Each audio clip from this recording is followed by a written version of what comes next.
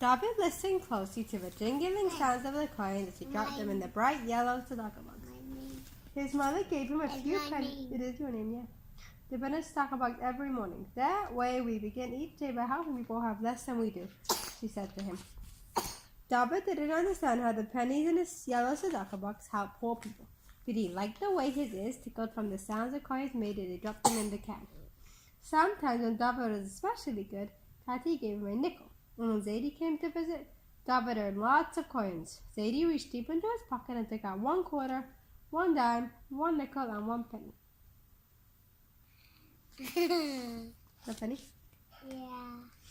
Then he put David on his lap and asked him to name each coin. When David said them all correctly, Zadie let him keep all the coins.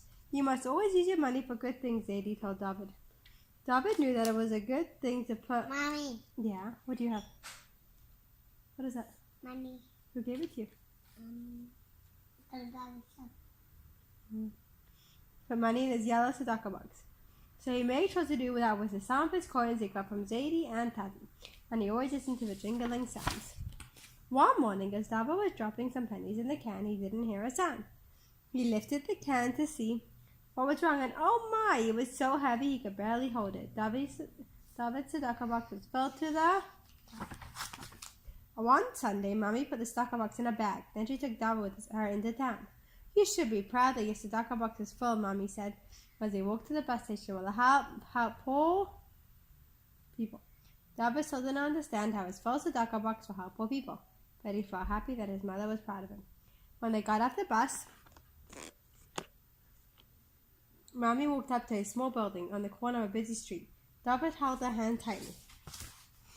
Inside the building, he saw all kinds of people sitting and eating at long tables. The people were wearing old clothing that had patches and holes in them.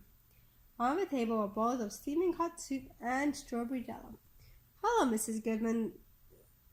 My little boy has a full can for the soup kitchen, Mommy said proudly. We could surely use that here, Mrs. Goodman said, smiling. Then she wiped her hands on a towel and told Mommy and David to follow her into the office. Mrs. Goodman opened the tzedakah box and emptied it onto the desk. Oh, so many coins!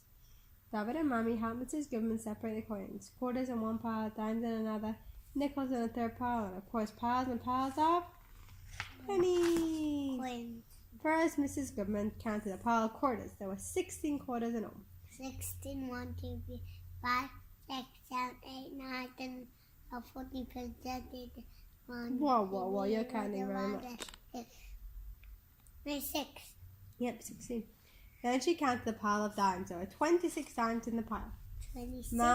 26, yeah. Mommy counted 33 nickels.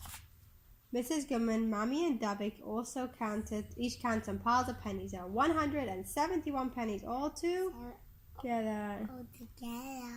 Smush.